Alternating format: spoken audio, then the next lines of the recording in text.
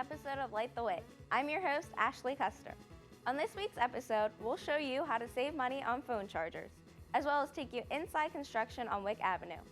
But first, with Easter coming around the corner this year on April 16th, Light the Wick's Michelle Rucci has the answer to Easter's biggest question. Michelle Rucci here with Youngstown State University's Light the Wick to answer the age-old question, why does Easter Sunday change every year? The moon cycles. So every year in the Northern Hemisphere, we have springtime. And the first Sunday after the first full moon during the Northern Hemisphere springtime is when the Jewish Passover would have occurred. Now in the Christian faith, they believe that Jesus' death and resurrection occurred around the same time as the Jewish Passover. So this is why spring changes every year, because the winter solstice changes every year, which is when the first full moon of the springtime happens. And this is because we follow the Gregorian calendar, which replaced the Julian calendar in 1582. Well, that was interesting. In 2018, Easter will be on Sunday, April 1st. Tired of your iPhone cords fraying and shorting out? Ringertown Innovations has found a solution. Light the Wick's Lou Rivera caught up with Vincent Gutierrez for the story. Ringertown Innovations is a small local business who recently discovered a solution for the wear and tear of iPhone cords. I caught up with Vincent Gutierrez for the story. The cord protector is a product that is used for promotional purposes, as in for swag for the company, donations, or just something to give customers, anything that you would like. Ringertown Innovations uses 3D printing to create a slim yet protective design to ensure customer satisfaction. Now the way it works, it is made for iPhone cords, and it's a little plastic piece, as you can see. And what the cord protector does is protects the iPhone cord from any rips, tears, so this way that our devices are always charged.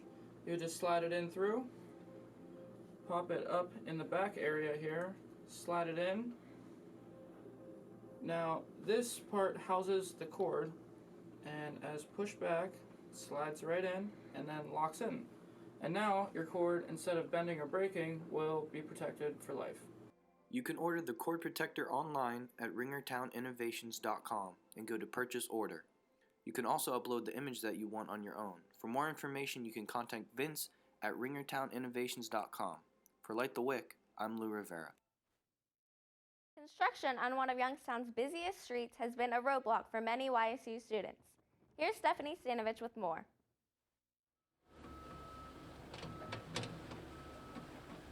And as you can see behind me, construction is still going on and roads are still blocked. YSU students have expressed their frustration and they say they're ready for it to end. You really have to go the long way around, per se, to get to where you need to be, rather than just taking, Lincoln Avenue straight to Wick parking deck. You got to go all the way around and take a different route in and out. And, it's frustrating when you see roads that are just randomly blocked off and you got to think, oh my goodness, what are they doing next? The reconstruction of Wick Avenue is one of several major improvements going on around campus. Work is being done through a cooperative effort through both the university and the city of Youngstown. And while students may face challenges while having Wick Avenue closed, the construction is ahead of schedule and expected to be done late of August or early September. I think the success is really attributed for the top-down leadership.